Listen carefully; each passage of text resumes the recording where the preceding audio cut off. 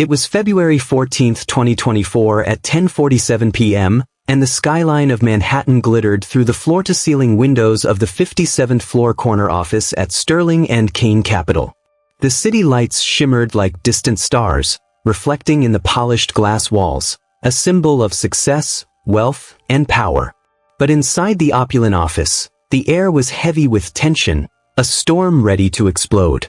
Two men, once partners in a billion-dollar empire, now faced each other across the sleek mahogany conference table, their faces illuminated by the soft golden glow of the desk lamp. Outside, snow fell silently, blanketing the streets below in quiet innocence, but the calmness was a cruel contrast to the chaos about to unfold inside the building. Jonathan Sterling, co-founder and CEO, sat rigidly in his chair, his tailored suit perfectly pressed, but his hands trembled slightly as they rested on the table. Across from him, Victor Kane, the other half of Sterling and Kane Capital, leaned forward, fingers interlaced, eyes burning with a mixture of anger, fear, and something darker, something unspoken that had been growing for months. Between them lay the documents, the final merger agreement with a rival firm, but tonight, those papers might as well have been dynamite. It started with a whispered accusation, quiet at first, but sharp, cutting through the otherwise silent office. "You think I don't know?" Jonathan said, voice low, almost controlled, but every syllable vibrating with suppressed rage. "You've been siphoning funds, Victor. Millions. From our own company. And you thought I wouldn't notice?" Victor's lips curled into a faint, cold smile. "Siphoning? That's a strong word, Jonathan. I call it strategic maneuvering. You're too idealistic to see opportunity when it's right in front of you." The words were like sparks landing on dry tinder. Jonathan's chest tightened. He had trusted Victor since they were in their 20s, building Sterling and Kane from a tiny hedge fund into a multi-billion-dollar empire. Every deal they signed, every boardroom victory, every late night in that office had been a joint effort, a pact sealed with more than contracts. Brotherhood, loyalty, and ambition. And now, in less than a moment, it felt as if all of it had been a lie. Jonathan rose from his chair abruptly, the chair screeching against the polished hardwood floor, echoing through the office like a gunshot. Victor mirrored him, standing as well, and in that instant, the air changed from tense to volatile. Neither man spoke for a few heartbeats.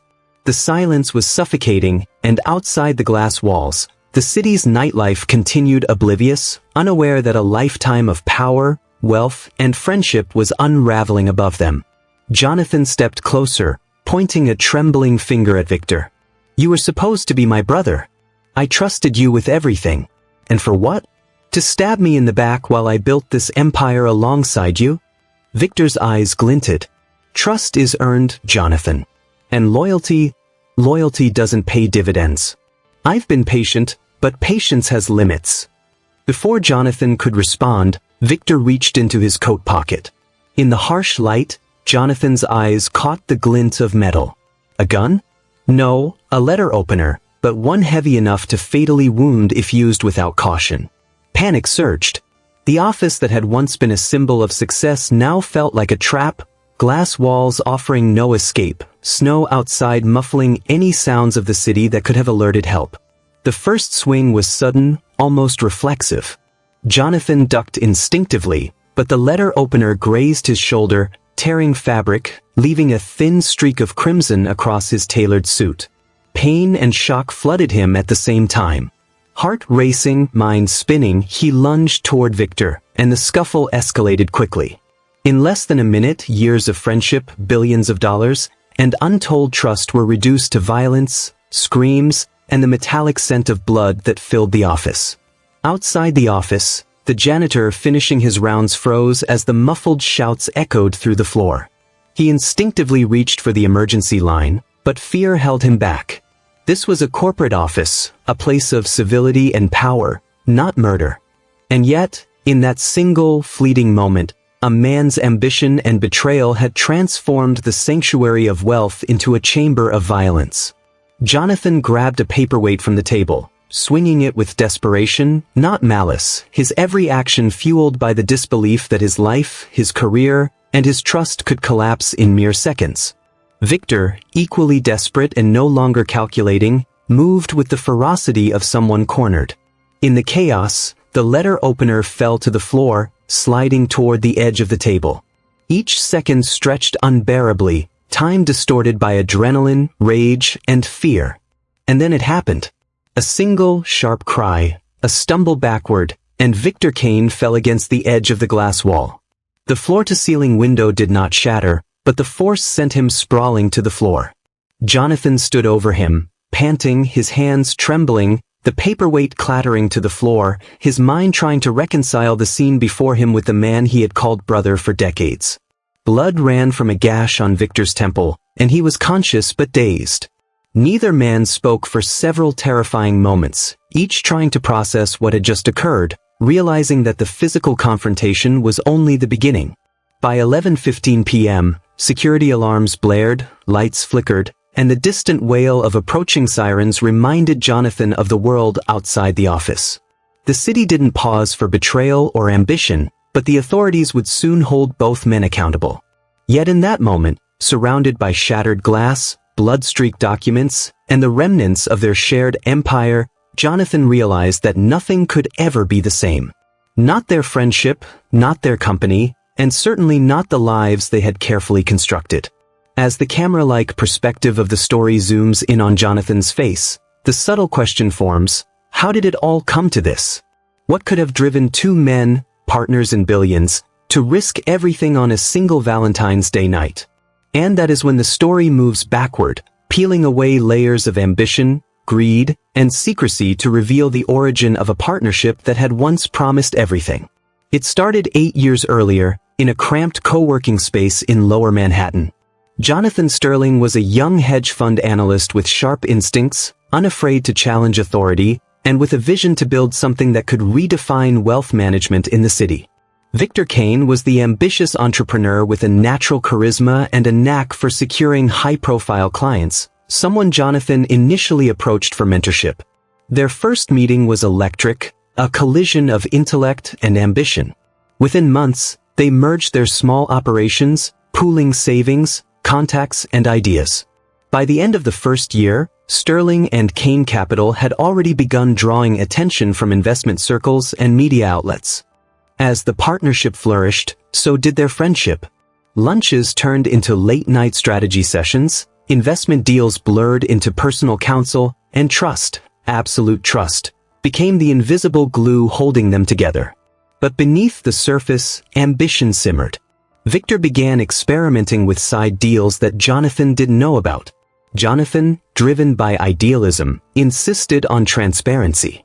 Arguments started quietly at first, whispers in the office corridors, emails marked confidential that raised questions, but nothing that could fracture the bond completely. That would take time. And then the first major conflict appeared during the Sterling and Kane acquisition of Hartfield Technologies. Millions were at stake, and both men had competing visions of expansion. Victor quietly secured an off-the-books deal, funneling a portion of the profits into accounts only he controlled. Jonathan, unaware, celebrated what he thought was mutual success. That silent act of betrayal planted the first seed of what would later explode violently in the corner office 8 years later. The Valentine's Day confrontation was not spontaneous. It was the inevitable eruption of years of unspoken resentment, greed, and the fragility of trust stretched to its breaking point. And yet, in the immediate aftermath, with blood on the floor and sirens in the distance, it was impossible to know whether this empire could survive the scandal, whether these men could survive each other, or whether their lives would ever return to the stability they had once known. If you are watching this story unfold, take a moment to reflect. Trust is fragile, and even the strongest bonds can crumble when secrecy and ambition collide. And while this is dramatized, the emotions, the betrayal, and the tension are very real. If you want to see how this high-stakes, billion-dollar partnership unravels completely, make sure to like, comment, and subscribe, because what happens next will shock you even more. The morning after the confrontation, Manhattan was quiet in a way that felt unnatural, as though the city itself had paused to process the events that had transpired above it in the Sterling and Kane corner office. News of the incident had not yet leaked to the press, But within the high-stakes world of finance, whispers traveled faster than official announcements. Jonathan Sterling walked into the office early, hours before any staff, and the smell of antiseptic from a hastily cleaned bloodstain still lingered faintly in the air. The mahogany conference table, once polished and pristine, now bore the subtle shadow of chaos. A paperweight still out of place, a chair slightly askew, a single red rose crumpled underfoot. The evidence of betrayal was everywhere, and Jonathan's heart pounded as he realized the extent of what had happened the night before. Victor Kane had been taken to a private hospital, his head wound stitched and monitored under heavy sedation. The injury was not fatal, but the physical damage was secondary to the psychological rupture that had occurred. Jonathan spent the morning replaying the scene in his mind. Every word, every gesture, every look Victor had given him in those moments of confrontation haunted him. He could not forget the way the gold cufflinks had glinted as Victor leaned over the conference table, eyes cold, lips curled in that faint, sinister smile that now seemed almost predatory. Trust, Jonathan realized bitterly, was fragile, and ambition was a far more dangerous adversary than he had ever imagined. Weeks earlier, Victor's subtle manipulations had already begun eroding the foundation of Sterling and Kane Capital. The off-the-books deals he had made were not just financially risky, they threatened the credibility of the firm with regulators, clients, and board members.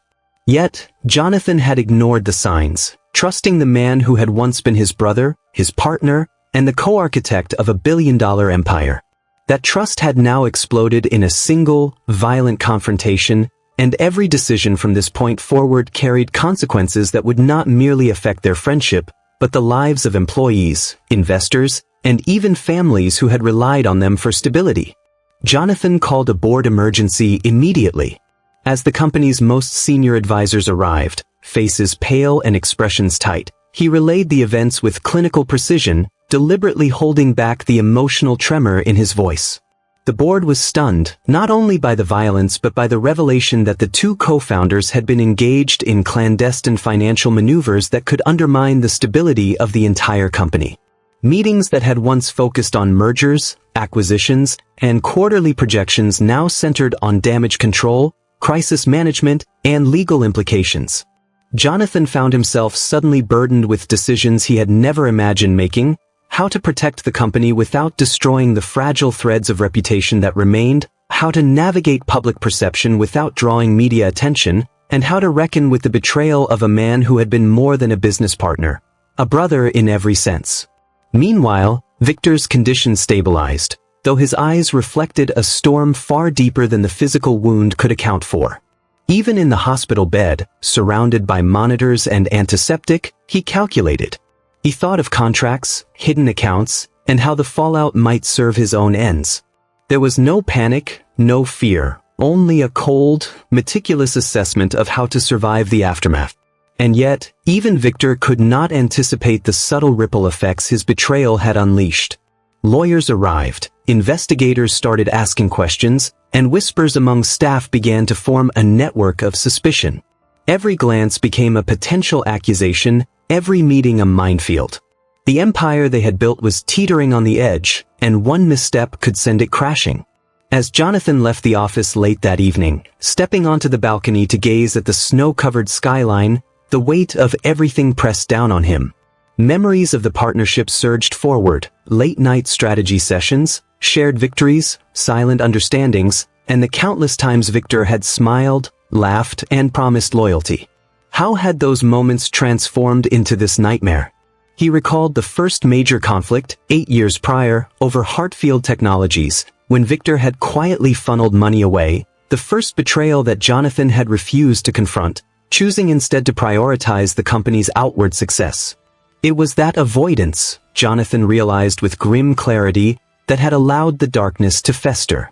Ambition, unchecked, had metastasized into a virus that now threatened to destroy everything they had created. Social media was already beginning to stir.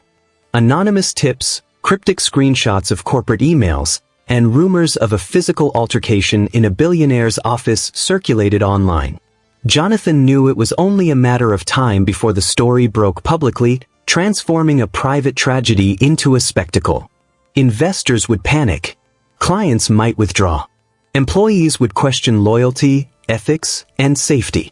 And amidst all of this, Jonathan had to remain calm, strategic, and composed, as if he were an actor performing a role in a play he had not auditioned for. Every step, every word, every decision would be scrutinized, dissected, and potentially weaponized against him. At home, the weight of the day did not lift.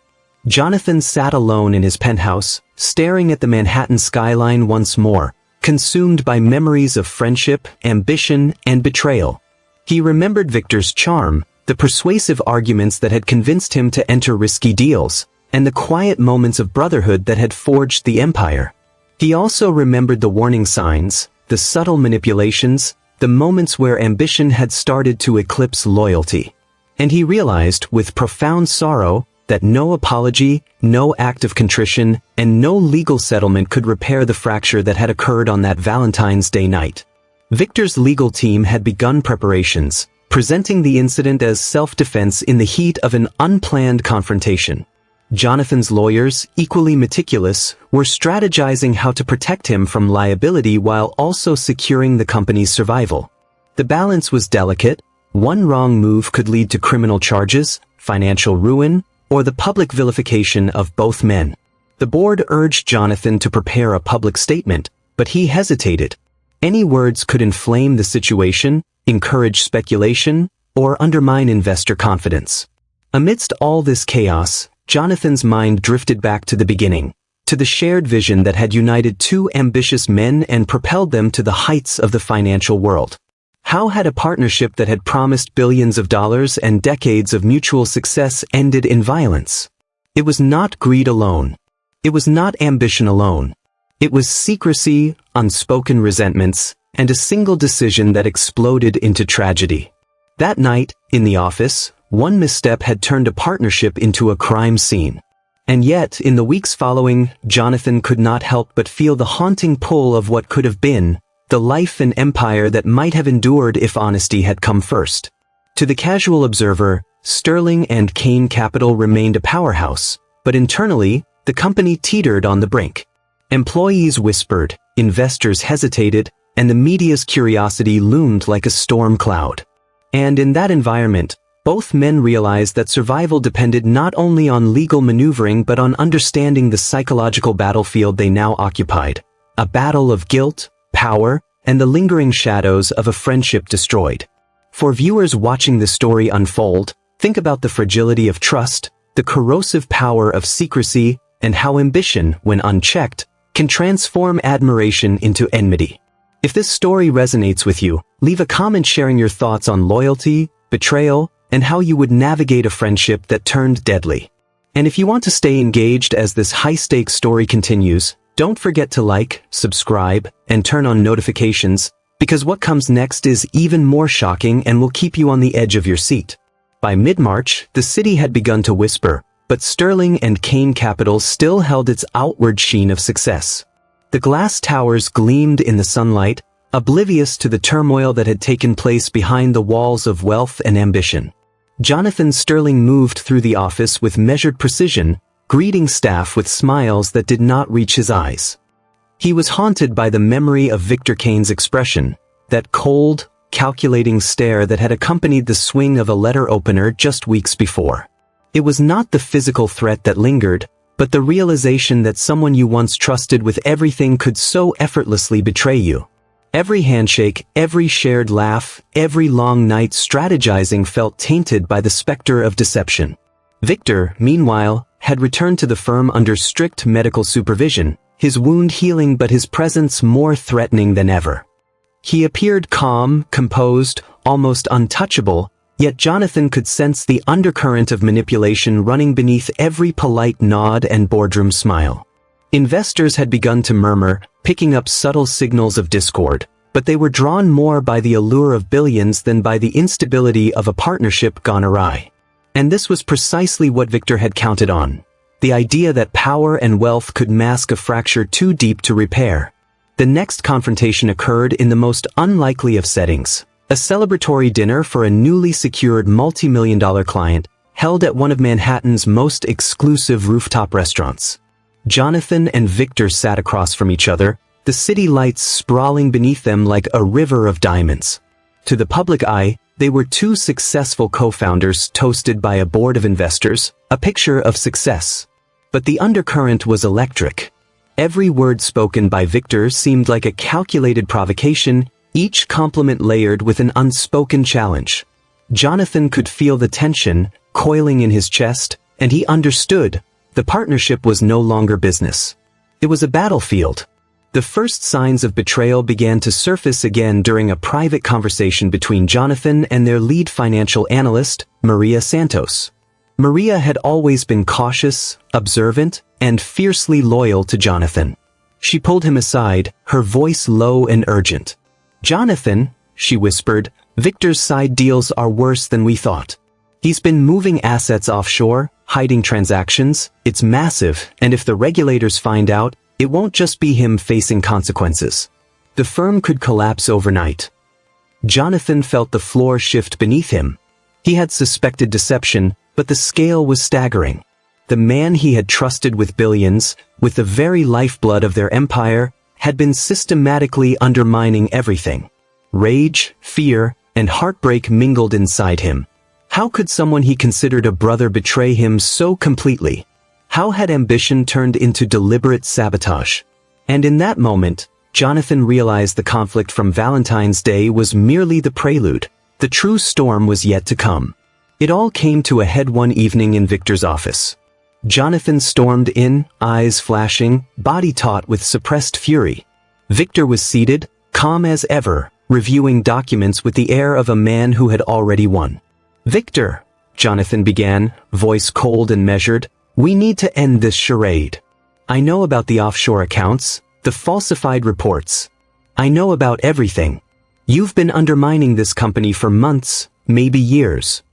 Victor leaned back, fingers steepled, a slight smirk playing across his lips. "And what will you do, Jonathan?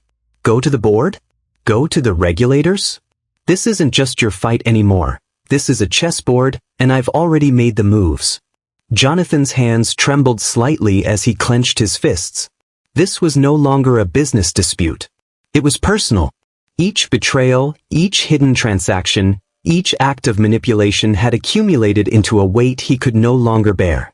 He realized that Victor's ambition had been his undoing. And yet, even in this charged confrontation, there was a twisted, bitter nostalgia for what they once had. The late-night strategy sessions, the shared victories, the laughter echoing through office corridors. Every memory now burned like a brand, reminding him of how easily trust could become a weapon. Victor rose slowly, circling the desk with the predatory grace of a lion assessing a cornered rival. "You always thought you were smarter, didn't you? Always thought loyalty mattered more than results. That's naive, Jonathan. Loyalty doesn't pay dividends. Success does." The words sliced through Jonathan like a scalpel. In that instant, all the rage, all the grief, all the years of shared brotherhood coalesced into one sharp, undeniable truth. The man across from him had never truly been his partner. He had been a rival in disguise, a wolf cloaked in friendship, waiting for the moment to strike. The fight that followed was inevitable. It was not as sudden or chaotic as the confrontation in the corner office weeks before. This one was calculated, deliberate. Fists clashed with desperation, a lamp toppled, papers flew through the air like leaves in a storm, and the office became a battlefield of betrayal and anger. In the end, Jonathan walked away bruised, physically and emotionally, but Victor's smile had not faltered. The message was clear: he had won, at least for now. In the aftermath, the board became aware of the internal strife, and the media began to sense a story simmering beneath the surface. Questions arose in hushed tones at finance conferences, in investor meetings, and over encrypted messages among employees. Yet, no one had the full picture. And in the midst of this tension, both men understood that the real war was far from over. For viewers following this story, consider the layers of betrayal, ambition, and trust that can exist even in the world of billion-dollar empires. Think about your own relationships, personal or professional, and ask yourself, how far would ambition push someone you trust? And if you are drawn to stories that explore human nature, manipulation, and the fragility of trust, make sure to like, comment, and subscribe, because the next part of this story escalates to a level that will shock and grip you like nothing else. Valentine's Day 2024 arrived again, but this time, it brought a darkness that no city lights could illuminate. The skyline of Manhattan glimmered innocently, oblivious to the storm that was about to strike within the walls of Sterling and Kane Capital. Jonathan Sterling, exhausted by weeks of tension, legal maneuvering, and sleepless nights, returned to the office to confront what he had hoped could still be salvaged. Victor Kane was there, waiting, poised with a cold composure that made the hair on Jonathan's arms stand on end. The air in the office was thick with anticipation, like the quiet moments before a storm hits, heavy, electric, suffocating. Victor stood at the window, gazing down at the streets below, the neon reflections of billboards and taxi lights bouncing off his face. He turned slowly, a smirk tugging at the corner of his mouth. "Jonathan, it doesn't have to end like this, but I suppose some lessons require extreme measures." His words were deliberate, dripping with malice, and Jonathan felt his stomach tighten. Something in Victor's tone, the calmness beneath the threat, told him this confrontation would not be another scuffle. It would be the final act in a long, bitter drama. The argument began quietly, almost civilly at first, each man trading words like pieces on a chessboard. Jonathan tried to appeal to reason, to remind Victor of the billions they had built together, of the trust and loyalty that had once bound them. But Victor's eyes betrayed no remorse, no hesitation. He had already crossed the line, months of manipulation and betrayal culminating in this precise moment. And then, in a sudden, almost imperceptible motion, he lunged, wielding a letter opener with lethal intent. Jonathan barely managed to duck, the metal scraping the edge of his shoulder and leaving a thin, searing line of pain. In an instant, the office erupted into chaos. Chairs toppled, papers flew, and the faint sound of alarms began in the background as Victor advanced, each movement purposeful, fueled by years of calculated deceit. Jonathan fought back, using every ounce of strength and training from self-defense courses long ago dismissed as unnecessary. The fight was brutal but controlled, a deadly ballet of betrayal and desperation. Every strike, every parry, carried with it the weight of shattered friendship and the realization that trust, once broken, could never be restored. The scuffle reached the conference table, and Jonathan, in a desperate move, pushed Victor backward. Victor's foot caught on the edge of the carpet, and he fell violently against the window. The glass held, but the impact sent him sprawling across the floor, leaving him momentarily stunned. Jonathan, breathing heavily, looked down at the man who had once been his brother in business and felt a surge of emotions too complex to name. Rage, sorrow, betrayal, and grief intertwined into a bitter cocktail that left him trembling. Blood had begun to trickle from a gash on Victor's temple, a stark reminder that this confrontation was no longer about money or strategy, it was about survival. Jonathan took a step back, his chest heaving, mind racing. He realized that in the pursuit of billions, they had lost something infinitely more precious: humanity, integrity, and the bond that had once made them unstoppable. Every decision, every secret, every calculated deception had led to this catastrophic point. A Valentine's Day turned into a nightmare that would haunt both men for the rest of their lives. The sirens outside grew louder, signaling the imminent arrival of law enforcement. Jonathan stood frozen for a moment, assessing the damage, the office in disarray, papers scattered, the blood-streaked carpet, the shattered illusion of friendship, and Victor lying on the floor, conscious but wounded. He knew that once the police arrived, everything would change: legal consequences, media scrutiny, public perception, but he also understood a deeper truth: there could be no reconciliation, no return to the way things were. The partnership was over, destroyed by greed, ambition, and betrayal. When the authorities finally entered the office, the scene was both shocking and surreal. Officers took in the bloodied floor, the toppled chairs, and the two men, standing and crouched, breathing heavily, locked in a tension that had reached its peak.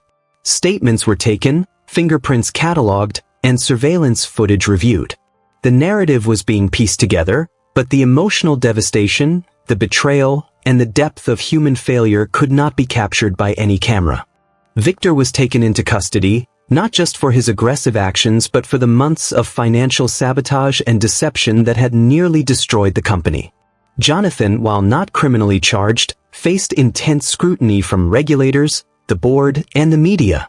Sterling and Kane Capital survived, but the empire had been forever tarnished, a stark reminder that even the most successful ventures can crumble when trust is broken. In the aftermath, Jonathan spent hours alone in the office, staring out at the Manhattan skyline. He thought about ambition and loyalty, about the cost of greed, and the fragility of relationships built on convenience rather than honesty. He reflected on the irony that Valentine's Day, a day celebrating love, friendship, and trust, had become the stage for betrayal, violence, and irreversible consequences. For viewers watching the story, the lessons are both dramatic and chilling.